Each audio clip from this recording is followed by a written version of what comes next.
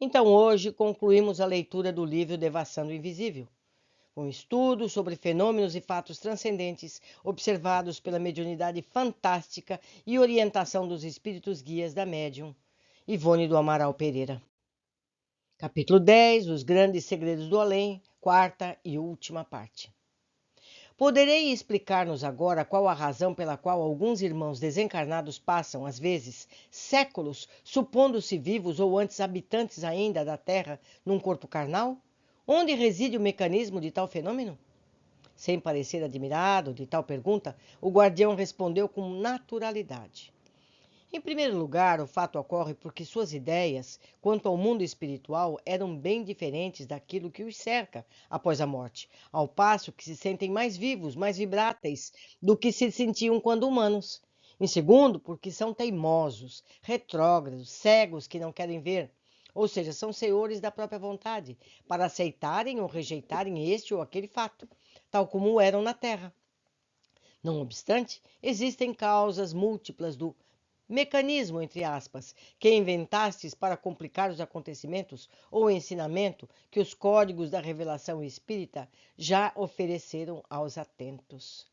No caso do infeliz atirado ao poço repleto de víboras, houve um traumatismo moral mental, além do físico, antecedendo a chamada morte. O supliciado sentiu tal horror ao acontecido. No Oriente era comum tal gênero de suplício para os grandes criminosos.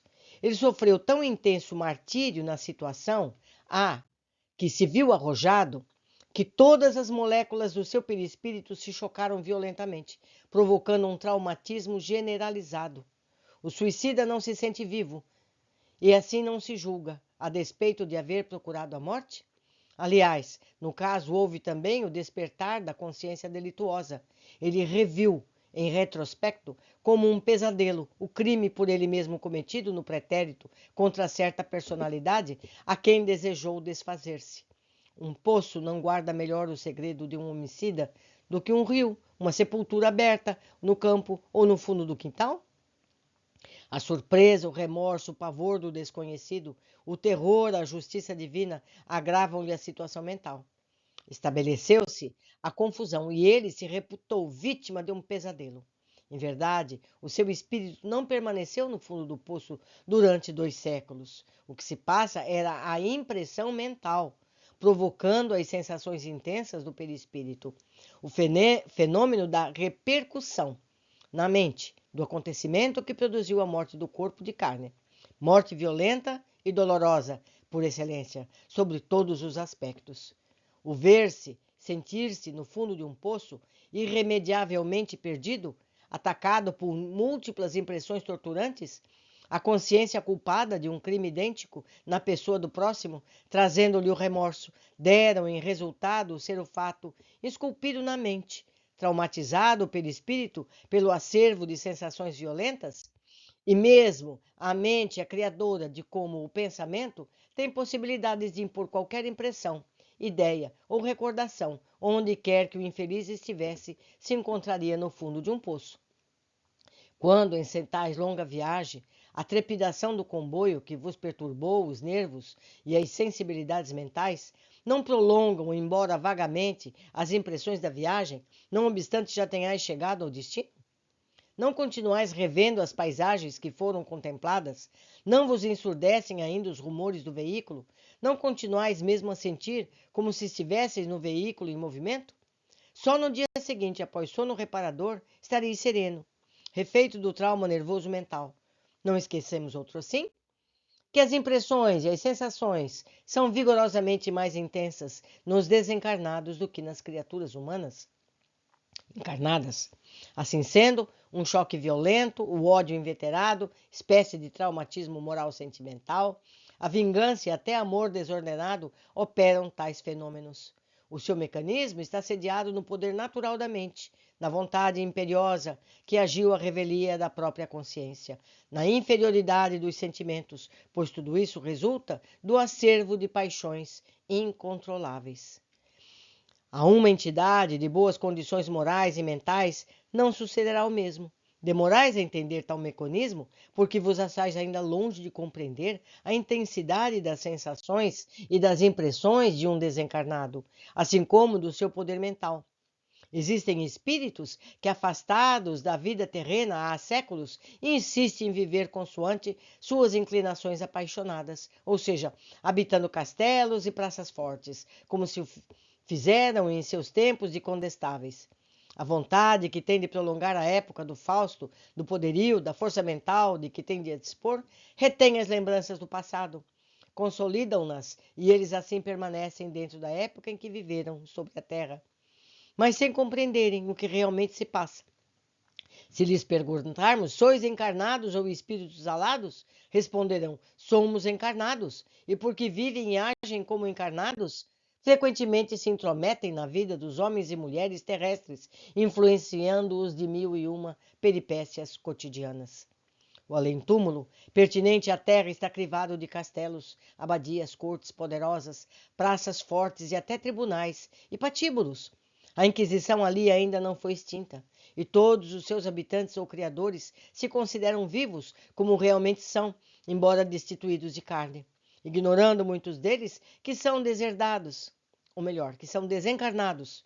Alguns não passam de hipócritas ao afirmarem tal, pois conhecem a própria situação, embora não entendam muito bem o que se passa. Outros fingem ignorar o verdadeiro estado, devido ao terror que sentem pela morte, a qual lhes trará o julgamento divino, segundo as crenças que esposam. Há ainda aqueles que não se sentem animados para responsabilidades que a evidência de tal realidade acarreta para o desencarnado, e outros ainda vacilam. Mas raros são, com efeito, os sinceros no afirmar a ignorância de um acontecimento que se impõe pela força da própria realidade. Afora os recém-desencarnados, de ordem medíocre ou inferior, aliás, todos eles vivem dentro da eternidade. O que são 2 séculos, 2 milênios para a eternidade? Não deveis complicar acontecimentos dessa ordem com discussões estéreis, interpretações personalistas ou suposições arriscadas. Deveis reestudar atentamente, metodicamente, o que há sido concedido com a revelação espírita, elevando-vos quanto possível ao nível de sinceros intérpretes do mundo invisível, propagando os segredos que fordes desvendando, explicando-os do alto das tribunas, através da imprensa, em mesas redondas ou em reuniões públicas ou particulares, porque o ser humano odierno tem urgente necessidade de conhecer certos grandes e terríveis segredos do além, a fim de se conduzirem à altura da responsabilidade a ser partícula da própria essência divina, como um espírito imortal, que em verdade é, e não apenas substância material, destinado ao monturo da sepultura. A revelação espírita é bela, grandiosa e profunda. Que não vos detenhais, pois, na sua propagação, descerrando os véus dos grandes ensinamentos que ela traz, pois este é o vosso dever, e para isso nasceste, dotados com o inapreciável poder que vos torna porta-voz de 2 mundos. Mas a verdade é que no dia seguinte nos sentimos meio apavorada, receosa de sofrer qualquer acidente que nos fraturasse o braço. Foi-nos necessário orar e vigiar atentamente nesse dia, para que a sugestão sofrida durante o transe noturno para a instrução se extinguisse definitivamente. Nada nos sucedeu, porém, e à tarde estávamos completamente recuperadas para as dúlcidas irradiações da espiritualidade iluminada que nos concede seus ensinamentos.